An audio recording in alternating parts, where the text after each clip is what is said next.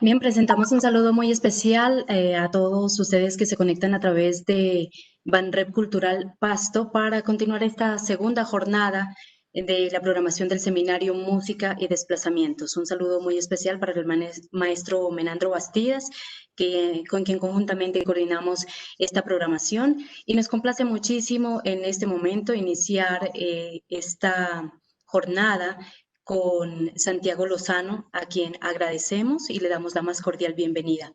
Santiago Lozano es profesor asociado de la Universidad de los Andes, es compositor, intérprete, es diseñador sonoro y docente activo en los campos de composición de música académica y popular. Su interés se centra en la interacción con diversas formas de arte como el teatro, la danza, la plástica y el cine, y en el uso de las nuevas tecnologías como instrumento expresivo. Sus composiciones han sido ejecutadas en una decena de países y ha compuesto bandas sonoras para películas premiadas en diversos festivales. De tal manera que le damos una cordial bienvenida y es para nosotros muy grato poderlo tener en este espacio de conversación y de diálogos críticos en torno a estas expresiones musicales de las cuales él hace parte. Santiago, gracias por aceptar esta invitación. Bienvenido, tiene usted la palabra. Muchísimas gracias, Isabel. Muchísimas gracias, maestro Menandro, y a todos los que han participado en la organización de estos espacios maravillosos. Muchas gracias también por la introducción, por esas palabras. Bueno, entremos en materia. Eh, Me pareció muy bonita esta invitación particularmente porque utilizaba en los términos en los que me llegó muchas de las palabras y muchas de las preguntas que constantemente me hago como compositor. Creo que em, para todos los que hacemos música en este país, para todos los que componemos en este país, em, estas temáticas son ineludibles. El hablar de música y desarraigo, música y desplazamiento, música y conflicto, música y política, etcétera, son cuestiones que permean, que atraviesan todo nuestro proceso compositivo. Yo voy a hablar un poco desde mi perspectiva y desde lo que me toca a mí como compositor, pero sin duda mi experiencia y mi recorrido es común a la de muchos de mis colegas y muchos de los compositores de este país y diría yo de Latinoamérica. Em, Tenemos realidades comunes, tenemos contextos políticos muy similares, tenemos historias similares y además, como diría eh, un músico popular brasilero de la Tropicalia, pues somos un poco antropófagos en este momento, creo que todos lo somos, desde la persona que como yo nace, crece y se educa dentro, digamos, como Bogotá, donde pues la cultura de todas las regiones del país y del mundo es, digamos, accesible, hasta, creería yo, músicos y realidades musicales muy apartadas de esos centros. Hoy en día son contaminadas continuamente por diferentes realidades. Eh, bueno, ¿cómo se dice algo con música? Decía yo en la presentación o en el abstract de esta charla. Eh, Decía que una imagen vale mil palabras, es algo que nosotros solemos escuchar, eh, pero entonces, ¿cómo se dice algo con música? ¿Qué opciones tenemos los compositores para transmitir un mensaje, para decir algo? Si entendemos que nuestro quehacer compositivo tiene que ver con esos procesos comunicativos, es decir, si queremos decir algo, ¿no? Em, yo creo que todos de alguna manera lo hacemos. Creo que para cualquier compositor el ubicarse en una orilla o en un lugar en términos estéticos es ya una postura política, es ya una postura, es decir, es querer decir algo, ¿no? Pero para algunos, digamos, por ejemplo, yo que creo que estoy muy contaminado de nuevo por por la música cinematográfica, por la música teatral, la música escénica, etcétera, creo que es importantísimo establecer una comunicación con un público. Creo que están completamente superados esos momentos de los 60s y 70s de las vanguardias estéticas de Darmstadt, etcétera, en las cuales digamos que esa relación con el público se establecía primordialmente a través de el choque y la superación continua en términos de vanguardia de las tendencias anteriores, ¿no? Entonces, eso es discutible, pero a modo de ver de muchos teóricos y compositores, creo como un cisma que cada vez más, y pues eso, digamos que las raíces podrían encontrarse desde el futurismo, pasando por el dodecafonismo, etcétera, en un distanciamiento con los públicos consumidores de las músicas contemporáneas. Yo creo que eso, a mi modo de ver, afortunadamente ya está superado. Creo que no es la única forma de relacionarse con el pasado y con el futuro de la música. Creo que hay muchas formas de beber de diferentes fuentes, de contemporáneos sin necesariamente alienar a unos posibles espectadores. Entonces, para mí, claramente, esa función, esa comunicación con un público es fundamental. Se ha dicho muchísimo acerca de si la música es o no un lenguaje, no voy a entrar en esa discusión. Solamente voy a decir que sí lo es y no logra comunicar de una manera, digamos, absoluta un concepto o una idea compleja, se debe a su propia complejidad. Es decir, los símbolos musicales, los gestos musicales, tienen una multiplicidad enorme de interpretaciones. Un gesto determinado en cualquier instrumento, llámese piano, violín o instrumentos electrónicos, puede ser leído, puede ser entendido, puede ser descifrado, decodificado de maneras muy distintas dependiendo de un montón de factores por un espectador, un oyente determinado. Eso no pasa con la palabra. La palabra es bastante unívoca en sus significados. Si bien hay matices, pues tenemos una comunicación directa y por eso las usamos tan frecuente y efectivamente. Entonces la música puede evocar, puede sugerir, ¿no? Todos estamos acostumbrados a ese tipo de cosas, ¿no? Nosotros sabemos que una música puede alegrarnos, puede entristecernos, puede hacernos pensar en un contexto particular, etcétera. Pero para hacerlo debe caminar, debe transitar caminos conocidos. Es una condición eh, imposible de evitar si se quiere que la música sea lenguaje. Es decir, si la música quiere ir más allá de las emociones y acercarse a una función narrativa, pues depende de códigos descifrables por los oyentes, ¿no? Entonces, por ejemplo, un arpegio tonal en el arpa eh, nos sugiere un contexto de ensoñación, de sueños, ¿no? Que todos lo hemos seguido desde los cuentos que nos leían nuestros padres, o las pequeñas o las primeras adaptaciones de cuentos, por ejemplo, de Disney. Estamos muy acostumbrados a entender un redoble en un redoblante como la antesala eh, a una ejecución, ¿no? Como algo que antecede como un destino, un sino trágico, ¿no? Esos códigos, esas convenciones están bastante arraigadas dentro de nuestra cultura y entonces es ahí donde la música puede contar algo. Y es algo que evidentemente la música cinematográfica aprovecha y usa a su favor todo el tiempo. Pues, sin embargo, no existe la posibilidad de comunicar un mensaje más complejo, ¿no? Si se quiere decir algo más allá de emociones o asústese o lo que sea, transmitir un concepto, por ejemplo, em, eso es prácticamente imposible con música, a pesar de que una postura estética determinada puede definir muchas cosas acerca de cómo entendemos, cómo leemos, cómo interpretamos la obra de X o Y compositor.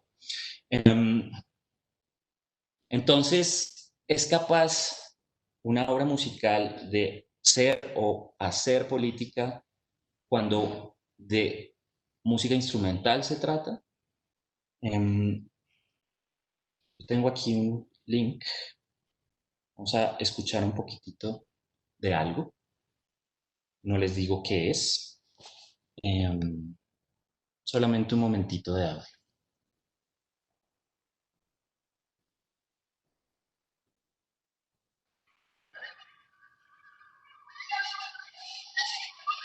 Santiago, si gusta, podría compartirme el link para dejarlo en el chat para que todas las personas que nos están siguiendo puedan Claro, reproducirlo desde sus dispositivos. claro que sí.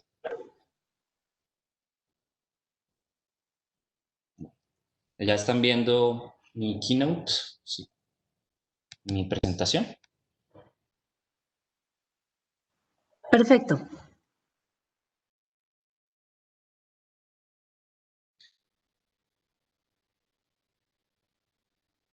Eh, bueno, era un fragmento de una obra de los compositores más políticos que yo conozco, que es Coriuna Aronian. Fue, de hecho, maestro y fue una revelación para mí en ese momento, el entender, como él lo entendía, que toda música contemporánea es una música política y que de hecho, desde su punto de vista, es un deber del compositor asumir una postura política, que al hacer una música, por ejemplo, de vanguardia estética, que no fuera conformista con los cánones estéticos a los que la gente estuviera acostumbrado, se estaba tomando ya una postura política que, digamos, del hecho de la incomodidad del oyente como forma de remover conciencias, etcétera, ¿no? Pero si escuchamos simplemente la música sin saber nada de Corín, ¿es realmente la música política? ¿No? Yo en el fragmentito que puse, lo que escucho es instrumentos de viento que están procesados, digamos, esta es una obra electroacústica, entonces él coge esas herramientas, esos sonidos, perdón, puros, y los procesa, empieza a procesarlos, empieza a hacer unos flujos de señales que hacen que los sonidos puros que escuchamos al inicio empiecen poco a poco a transformarse. En eso, en ese sonido, en esas sonoridades utilizadas por Jung, hay ya una postura estética, claramente, pero esa postura estética, un mensaje decodificable por quien la escucha en términos políticos, puede entender cuál es la postura política del autor. Yo diría que no, yo diría que es muy difícil de entender eso a partir de su música. Todo el que haya conocido a Coriún, sin embargo, sabrá que toda su música era absolutamente política, ¿no? Y cuando uno lee el título de la pieza, claramente empieza a entender un camino, ¿no? La pieza se llama Homenaje a la flecha clavada en el pecho de Don Juan Díaz de Solís. Don Juan Díaz de Solís fue uno de los primeros españoles en llegar al Río de la Plata y que al desembarcar, apenas desembarcando en su expedición, fue recibido por una tribu indígena del lugar hostilmente y recibe una flecha en su pecho. Entonces, claramente este título es un comentario un poco irónico acerca de cómo debimos recibir a los españoles desde el punto de vista de Corión. Para él, esa es, digamos, ese gesto, esa flecha clavada en el pecho de este conquistador, es una actitud liberadora frente a la colonia, ¿no? Él hablaba permanentemente acerca de el colonialismo y el neocolonialismo, las diferentes formas en las que se transforma el colonialismo y cómo entonces la música tiene esa función y esa obligación, y el ser, sobre todo, más allá de la música, es el ser consecuente en términos estéticos y creativos, que para poder, digamos, liberarnos de esa colonización. Él lo hace a través de dos fuentes particulares cuando hablamos exclusivamente de su música. Él lo hace a través de la utilización de instrumentos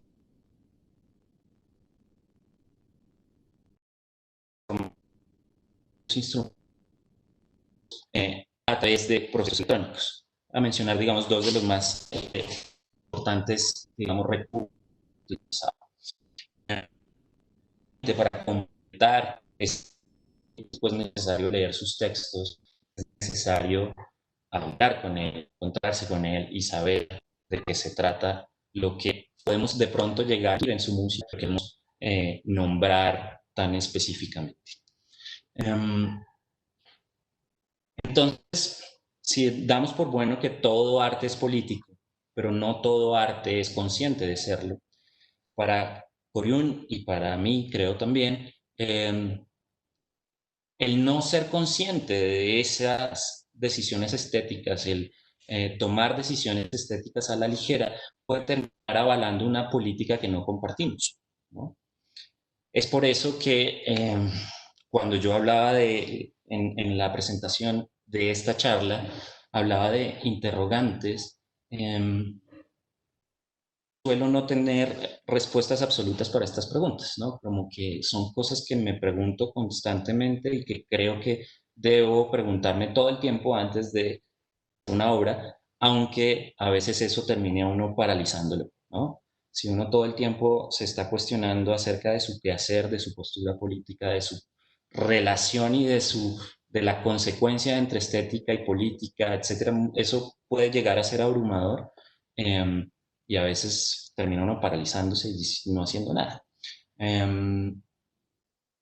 Sin embargo, creo que es necesario, creo que está bien hacerte este tipo de preguntas, porque lo que claramente no se puede hacer es ser ingenuo, por ejemplo, en la utilización de herramientas tecnológicas que han sido utilizadas en contextos muy diferentes para validar, por ejemplo, posturas estéticas completamente opuestas a lo que uno podría querer proponer.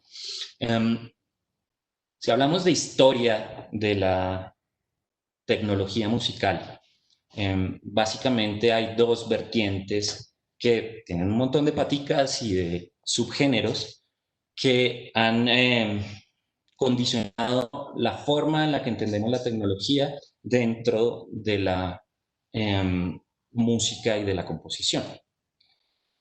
Bueno, un poquito para atrás y es primero a definir o a aclarar qué entiendo yo por tecnología.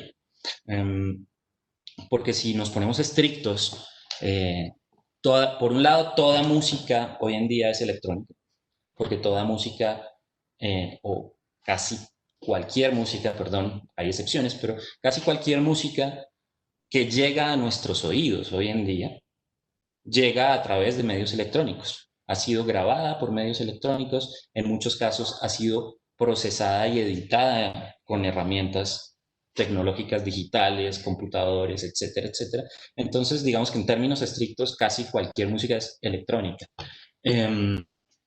Y si vamos más atrás, tecnología es un tambor, tecnología es un piano, por ejemplo. El desarrollo del instrumento piano es la suma de una gran cantidad de desarrollos tecnológicos a lo largo de un siglo para el perfeccionamiento de esa herramienta.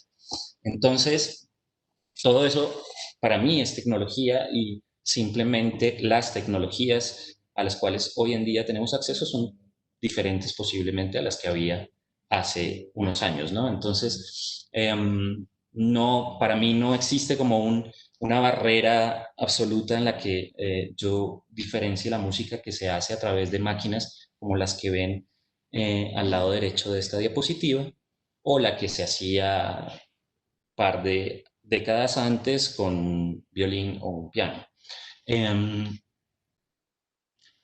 Digamos que superadas, digamos, esas sutilezas,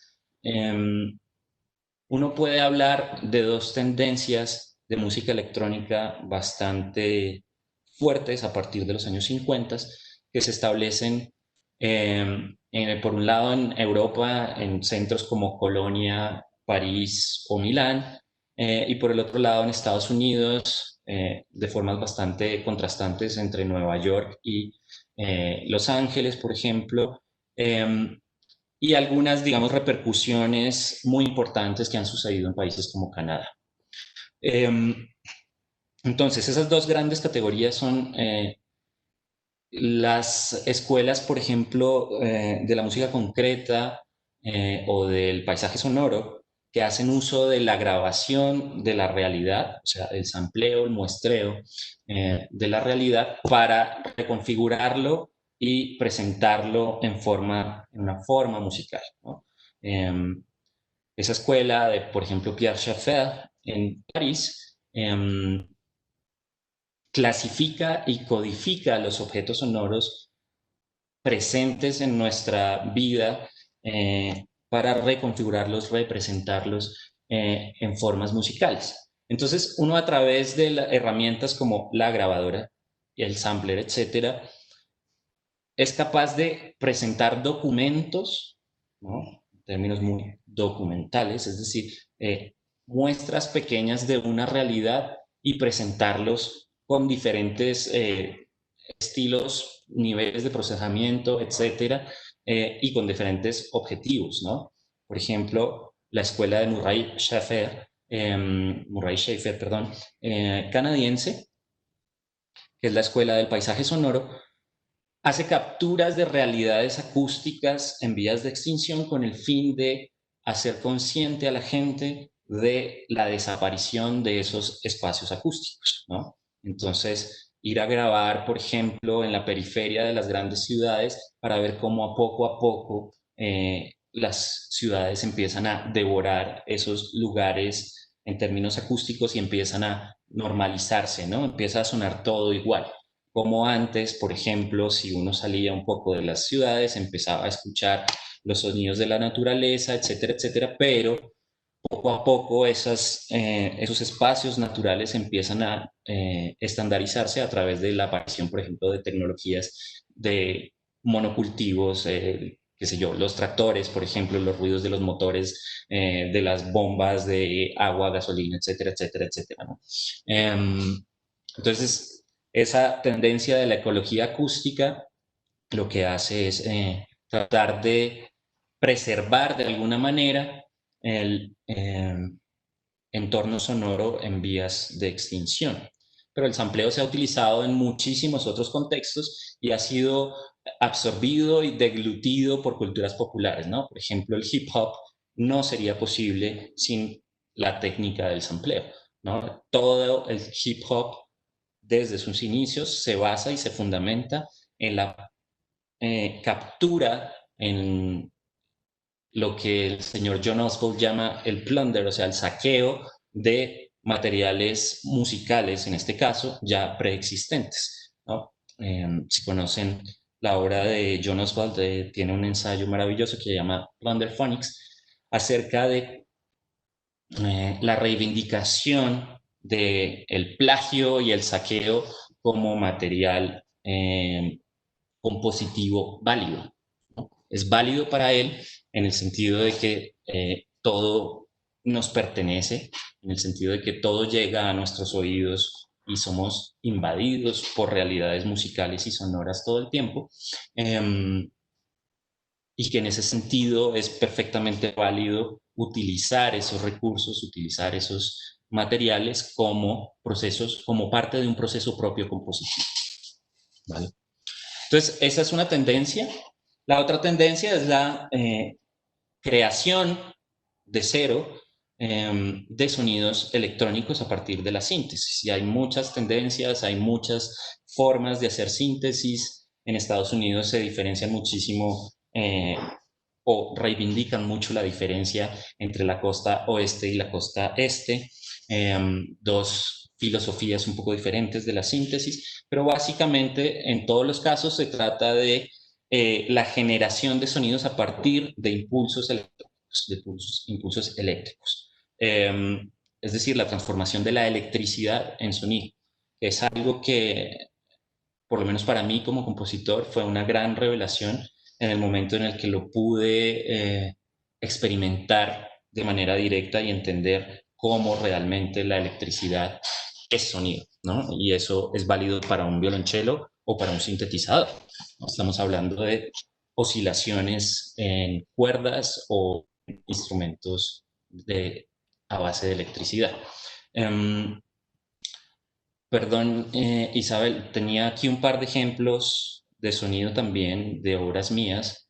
¿Te paso los links? Por favor, y los ubicamos en el chat para que las personas que nos están siguiendo puedan reproducirlo en sus dispositivos. Perfecto. Entonces, les voy a compartir un par de obras mías. En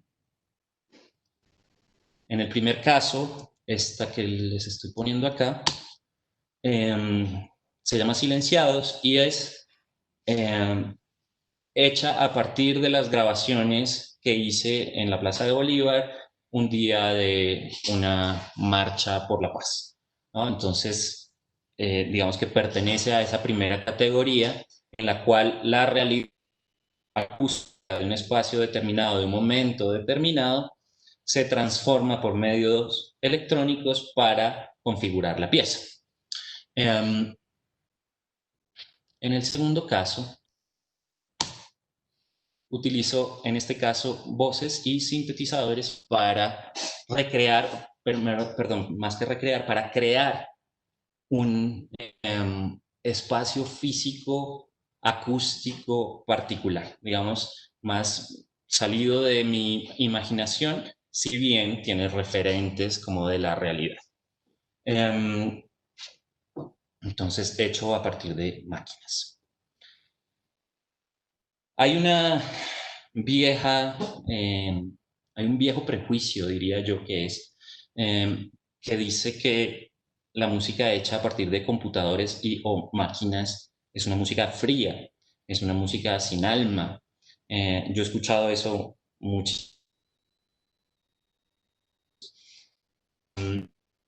Y puedo poner un millón de ejemplos que rebatan ese prejuicio. Lo ponen de verdad a temblar. Pero yo creo que cada uno de ustedes también puede, pues, encontrarlos por su cuenta y justificar o no ese prejuicio. Para mí, claramente, que hecha a partir de sintetizadores, tiene la tendencia a hacer una música mecánica porque es parte como de su propósito y, digamos, de las formas primitivas en las que los hacedores de música con máquinas pues se acercaron a esos instrumentos. Entonces, por ejemplo, herramientas como los secuenciadores hacen que las series de alturas, por ejemplo, de un sintetizador se organizan en una línea de tiempo sin muchos parámetros de variación, ¿no? Sino que son notas que no tienen parámetros como variaciones en el ataque o en las envolventes o modulaciones, etcétera. Son notas muy puras, muy simples, que llegan de una forma mecánica a nosotros a través de estas series de programaciones. Sin embargo, eso también ya está superado desde hace años y yo soy un convencido de que los sintetizadores o las máquinas en general pueden ser tan expresivas como cualquier instrumento. De hecho, eso es viejísimo, ¿no? Ese es el enfoque, por ejemplo, que utilizaba uno de los primeros inventores de un instrumento electrónico, el señor León Theremin, inventor del Theremin. El Theremin es un instrumento que se inventó con el fin de ser tan expresivo o más que un violonchelo. Theremin, aparte de ser inventor, era violonchelista y él decía que quería hacer un instrumento que tuviera todas las capacidades de incluso un registro más amplio que el violonchelo, pero que además no tuviera la limitación de la fricción, ¿no? Si conocen un theremin, por acá una imagen, un poquito de una imagen del señor theremin, es un instrumento que no se toca, no se toca en términos estrictos, sino que tiene un par de antenas que a través de la cercanía con las manos producen variaciones en la altura y en la dinámica, ¿no? Una antena es para la dinámica, otra antena es para la altura de la nota.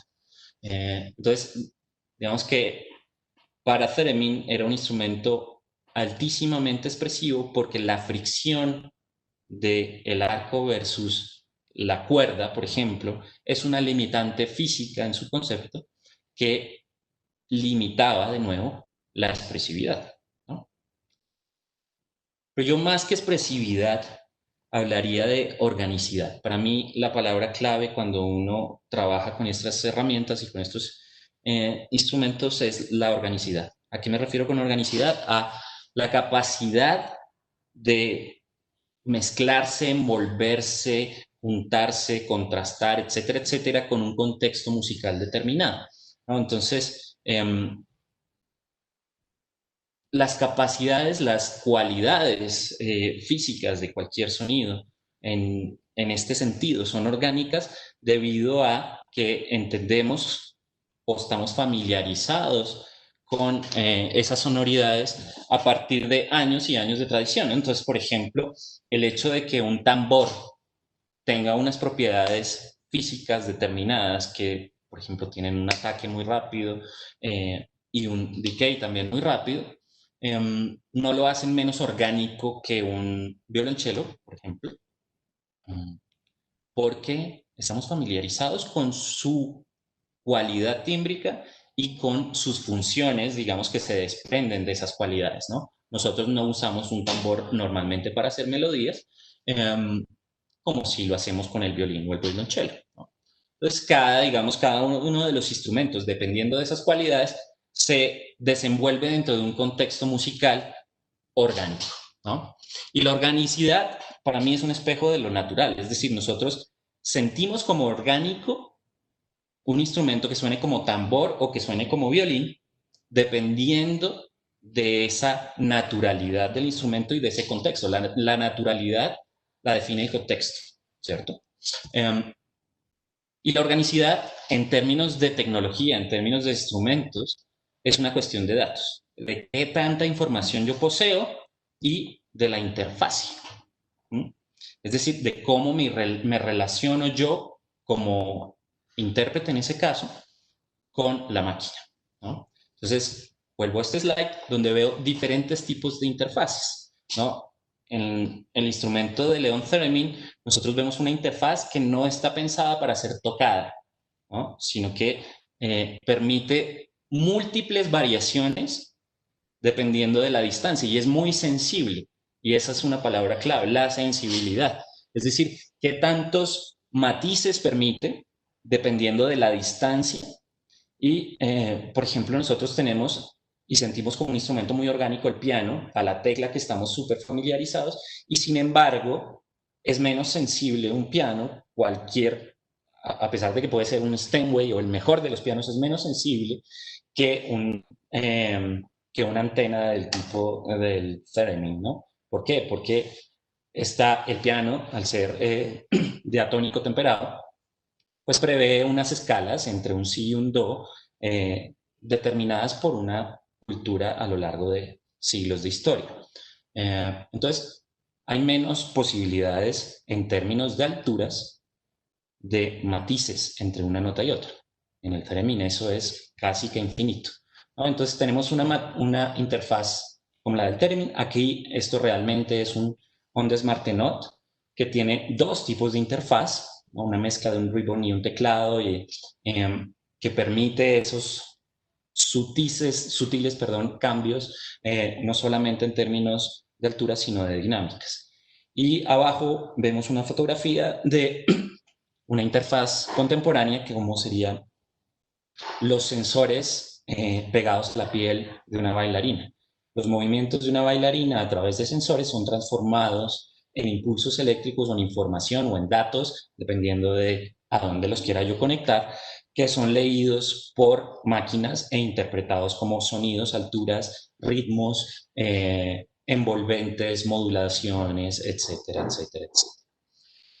Todo esto para decir que el instrumento electrónico puede ser tan o más orgánico que el instrumento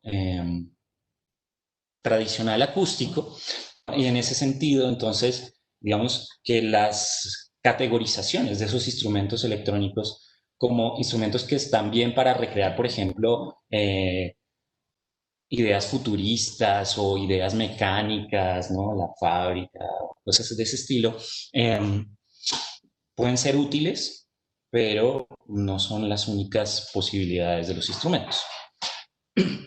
Perdón, tomo un poquito de agua.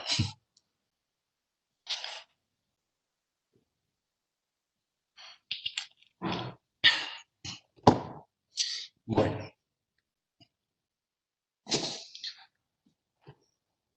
entonces, yo me preguntaba también acerca de esas tecnologías, del uso que hacemos de esas tecnologías y qué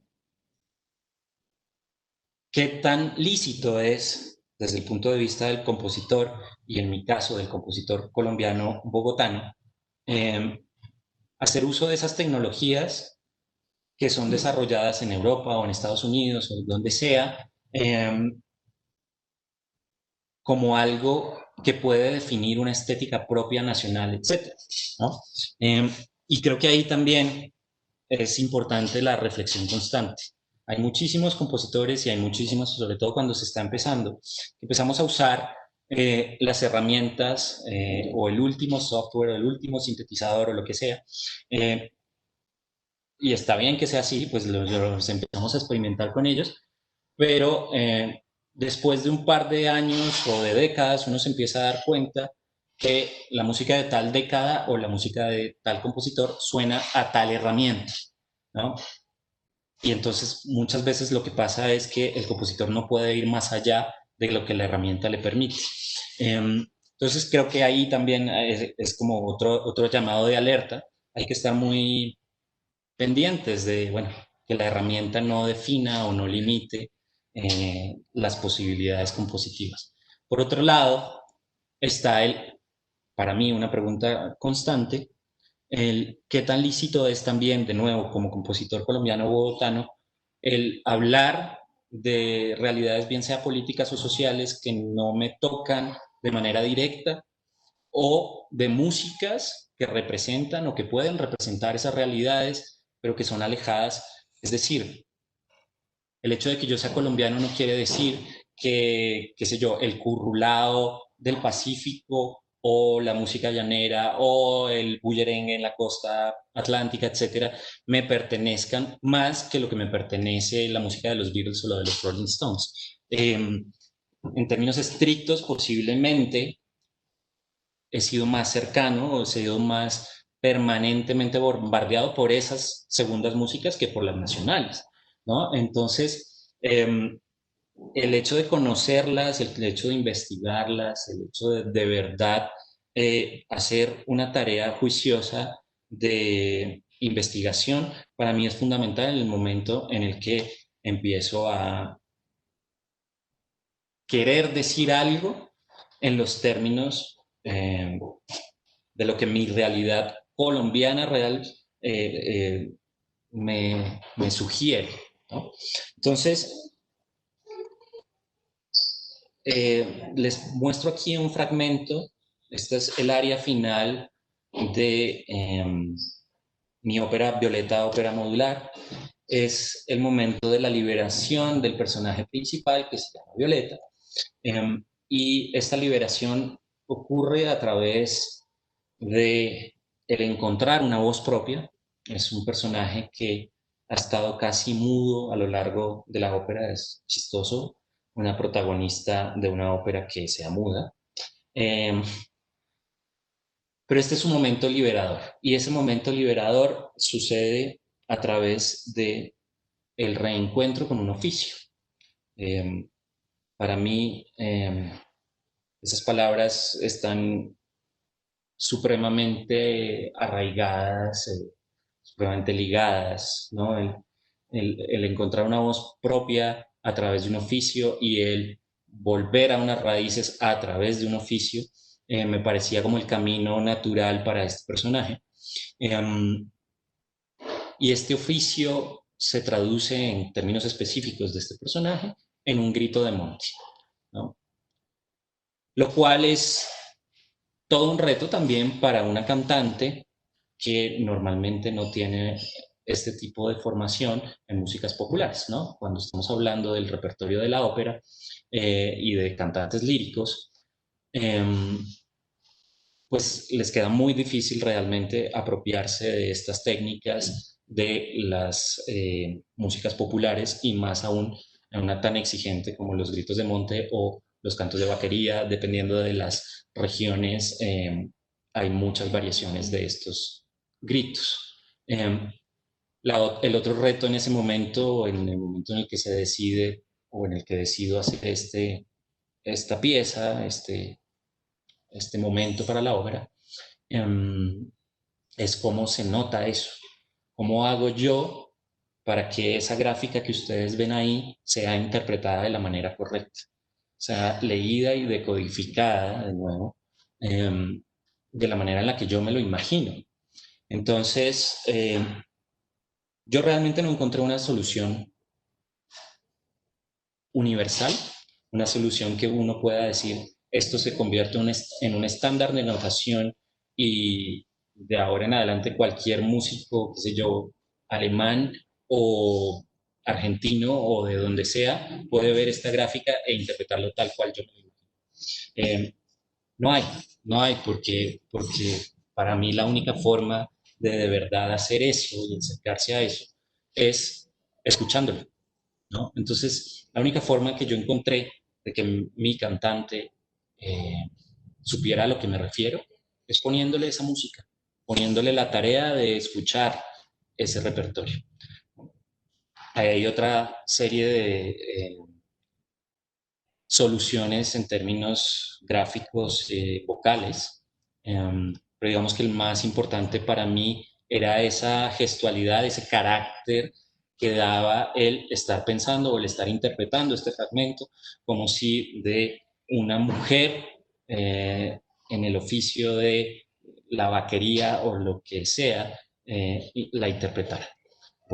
Aquí tenía también otro fragmento de la obra. Voy a darles el link.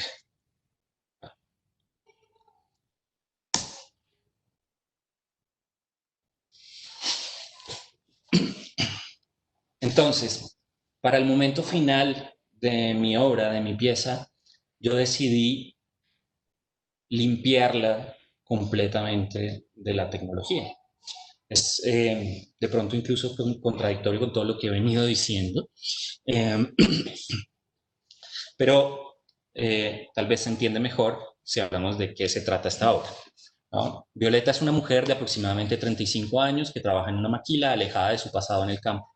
No tiene recuerdos, su rutina diaria compartida con un grupo de mujeres consiste en trabajar como operadora de máquinas que producen sonidos y esconden los suyos propios, caminar entre sus lugares de trabajo y reposo y dormir, así son todos sus días. Eh, la ópera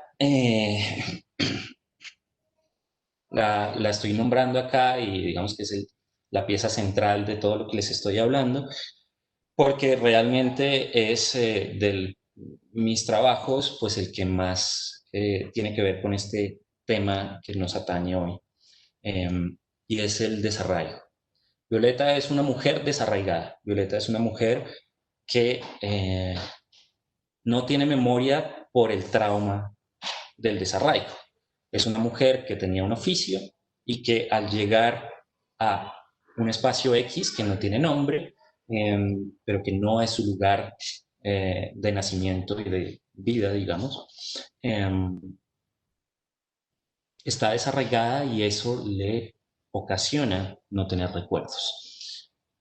Todo el proceso dramatúrgico de la obra tiene como fin la recuperación de esos recuerdos, el volver a la memoria. Suceden una serie de cosas que van haciendo que ella recupere la memoria, ¿no? Entonces es una pieza sobre la memoria. Aquí vemos algunas imágenes de una ejecución pública de la obra. Tenemos a Claudia Ávila como la protagonista Violeta y a Juana Moreno como su no antagonista, sino como otra cara del espejo, que es el personaje de Diana. Diana es otra víctima más que, a diferencia de Violeta, tiene demasiadas memorias. Y esas memorias lo que hacen es eh, abrumarla por completo, ¿no? Ella recuerda tanto y esos dolores y esos recuerdos son tan dolorosos que lo que hace es que está loca, ¿no? La enloquece. El dolor de su trauma la enloquece. Y acá, por contraste, entonces sí hago mucho uso de la tecnología. Entonces, aquí es una tecnología muy sencilla, de hecho. Es una herramienta llamada un looper, ¿no? El looper lo que hace es grabar fragmentos de lo que, en este caso, Diana está cantando. Establezco un parámetro inicial de duración de ese loop, que es de 45 segundos, o sea, es un anillo de grabación que se va a repetir constantemente, ¿no? Y que era muy funcional para dar esa idea de ruptura del personaje, porque lo que hace es que va acumulando capas y genera una cacofonía, una acumulación grandísima de materiales que realmente dan la idea de esta locura de esta mujer que pronuncia, como ven acá, tiene casillas de repetición que hacen que ese texto que pronuncia cada vez que oprime el botón de grabación y el de stop, pues va grabando esas pequeñas frases que se van acumulando y en principio si uno lo lee linealmente, el texto no tiene sentido, pero en el momento en el que se empiezan a reconfigurar estas casillas, a veces se encuentran algunas frases que cobran sentidos particulares, ¿no? La combinación de todas estas frases sueltas genera un discurso que, si bien es caótico, eh, cobra posibles interpretaciones, mejor dicho, es susceptible a interpretaciones particulares. Bueno, otra página de la misma área. De esta área en particular no hay un ejemplo sonoro ahí en el link que les envié, pero si quieren después se las puedo mandar completa. Para terminar, quería leer esta cita: la memoria custodia el silencio, recuerdo del futuro la promesa. ¿Qué promesa? Esta que ahora llega a rozar con el linde de la voz y te esquiva como el viento acaricia la oscuridad en la voz del recuerdo. En penumbra, un recuerdo al futuro. Esto es el final de una ópera de Luciano Berio con texto de Italo Calvino, llamada Un re in ascolto. Luciano, a propósito de esto y como introducción a una serie de conferencias que hace en Harvard, dice: no pretendo ocuparme de la música como si fuera una mercancía tranquilizadora y emotiva para el oyente o un bagaje tranquilizador para el proceso creativo del compositor. Me gusta leer o escuchar la música que se interroga e invita a una revisión constructiva o incluso a una suspensión de nuestra relación con el pasado y a su descubrimiento cuando se la piensa en términos cuyas huellas conducen a caminos futuros. Luciano entiende entonces la música como parte de ese flujo temporal, ¿no? En el cual, si bien es lícito para él mirar al pasado, es lícito únicamente en términos de que cómo construye ese pasado un futuro, ¿no? ¿Para qué miramos hacia atrás si no es para construir algo mejor hacia adelante?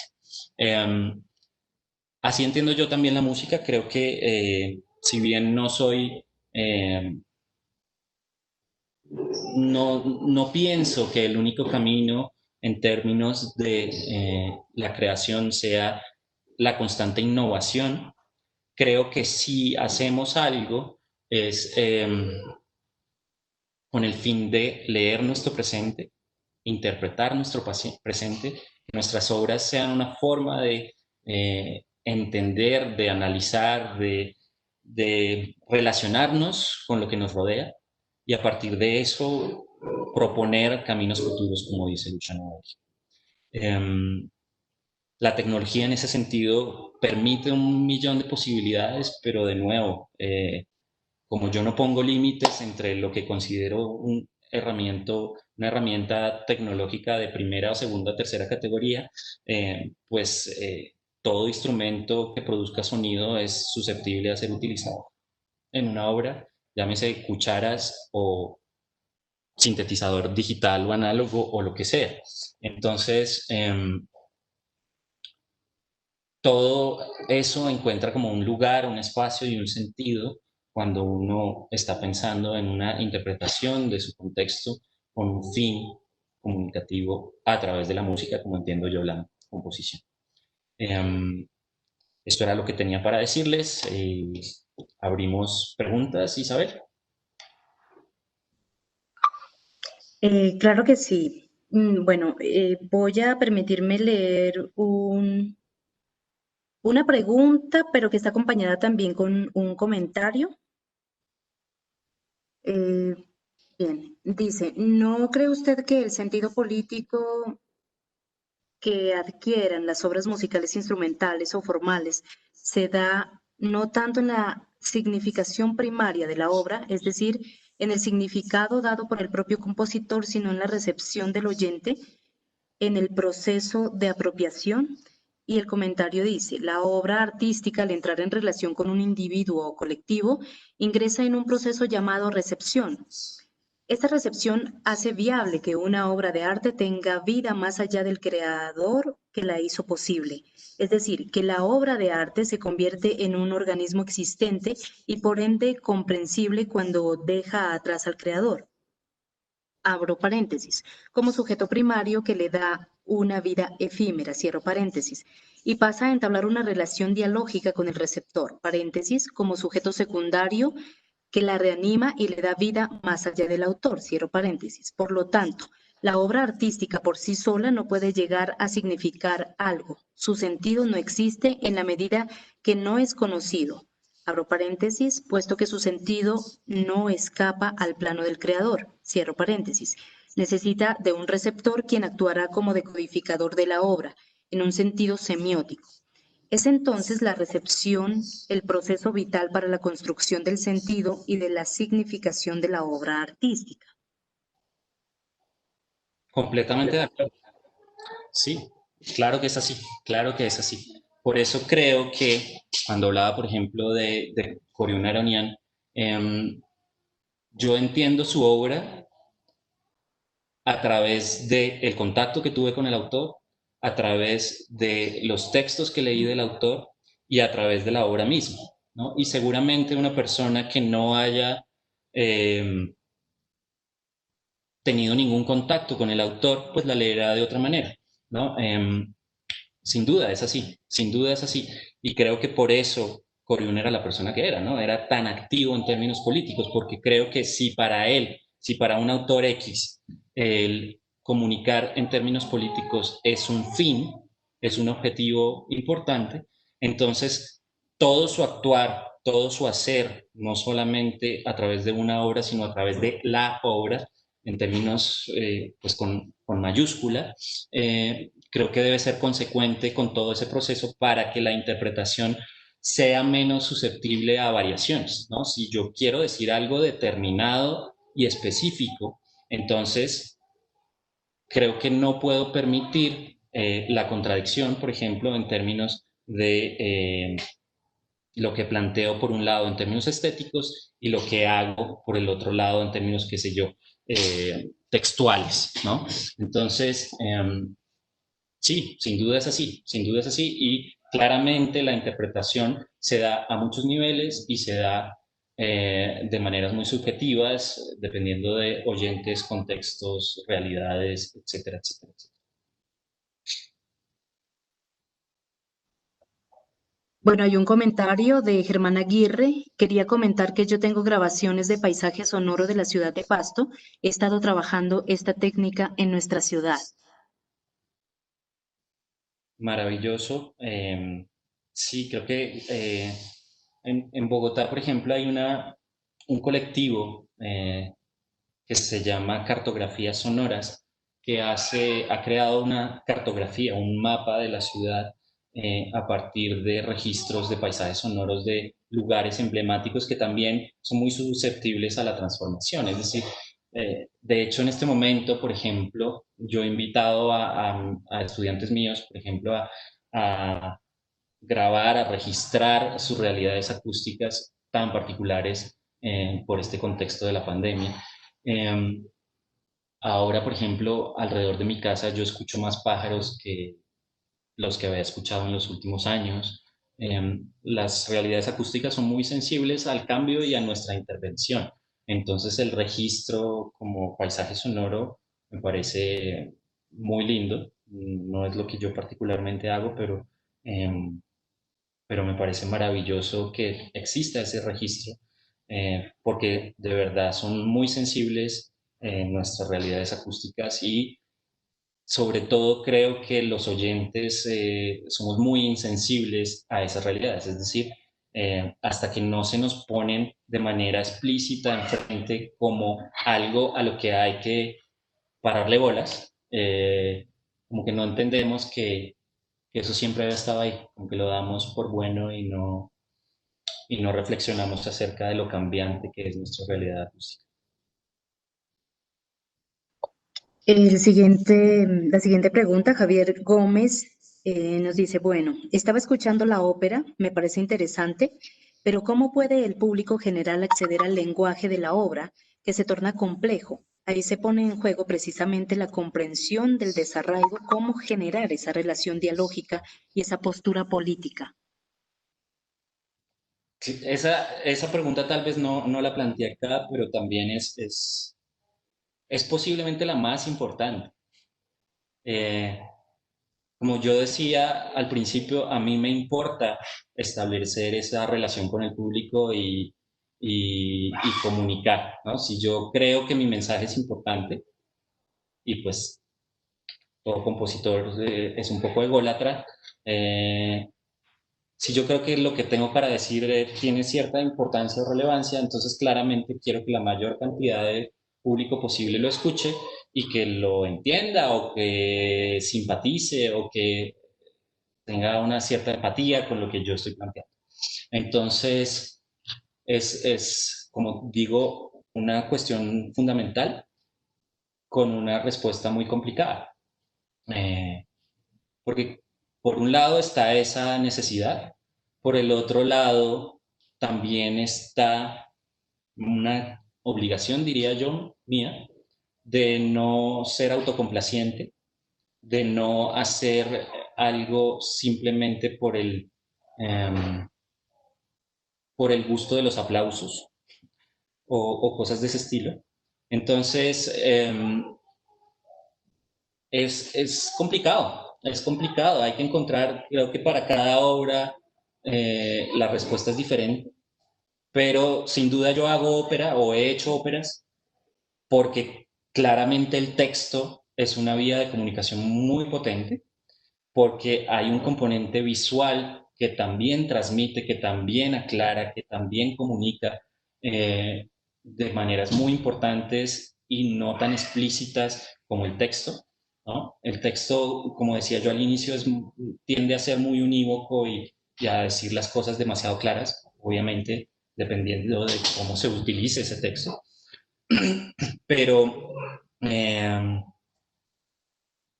pero ahí está, digamos, el balance de todos esos elementos, de esos aspectos, es lo que construye la poética de la pieza y utilizo la palabra poética porque, digamos, que es el camino en el que yo me ubico, es el punto en el que yo me ubico a través de las metáforas que se pueden establecer eh, con diferentes medios. Música, en una ópera, entonces tenemos estos diferentes realidades visuales, acústicas, y textuales que todas, digamos, convergen en la posibilidad o en un camino, digamos, de interpretación y de relacionamiento con un público específico. Perfecto, por tiempo y por la programación de las siguientes conferencias del seminario, pues le damos paso al maestro Menandro Bastidas si tiene una última intervención final. Sí, Santiago, primero felicitarlo por esta exposición tan extraordinaria que acaba de hacer, también felicitarlo por su trabajo, el trabajo de investigación que confluye pues en el desarrollo de... Me permito pues expresarle un sentimiento de gratitud como colombiano por tener compositores que se preocupan por este tipo de relaciones entre estética y política. Y precisamente quisiera yo ponerlo en aprietos un poquito en el sentido de preguntarle cuál sería el giro de su discurso estético-político en el contexto de la polarización que vive el país en este momento. Y me refiero precisamente a la identificación de los signos, ¿no? Y la configuración de un sistema de significación que podría configurar un trabajo compositivo que sirva, por ejemplo, a los propósitos de las víctimas. Me refiero, pues, obviamente, a las víctimas como consecuencia de los conflictos armados que tenemos en Colombia. Wow, sí, efectivamente me pones en aprietos. Muchas gracias, José, por las palabras.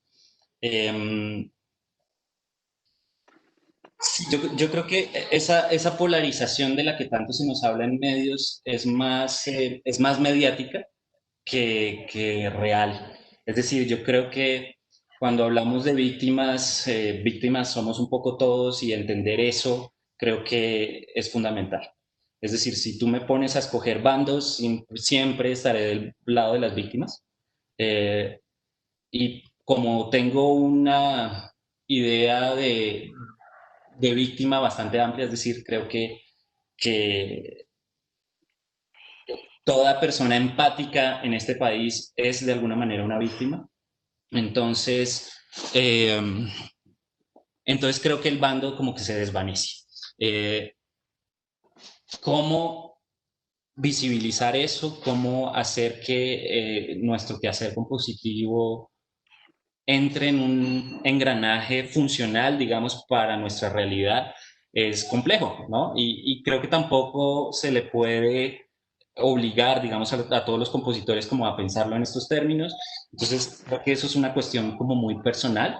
Eh, yo sí lo siento como una obligación estético-política y de mi quehacer. También, obviamente, como maestro, pues tendré mis opiniones y las transmitiré todo el tiempo, pero, pero creo que para tratar de darle una respuesta a tu pregunta, creo que mi camino personal está como en el perder la vergüenza a hablar de estos temas a pesar de lo ajenos que a veces se sientan. Es decir, yo no puedo ponerme en el lugar de una víctima porque realmente soy un privilegiado con una vida cómoda, etcétera, pero sí puedo ser empático con su dolor, sí puedo acercarme de una manera respetuosa a eso y no solamente a través de sus historias o a través de sus tragedias, sino también a través de sus alegrías, a través de la música que se expresa o que expresa estas realidades. Soy músico y entonces la forma posiblemente más efectiva para mí de comunicación es el conocer esas músicas, es el reconocer su valor, entender sus usos, sus tradiciones, etcétera.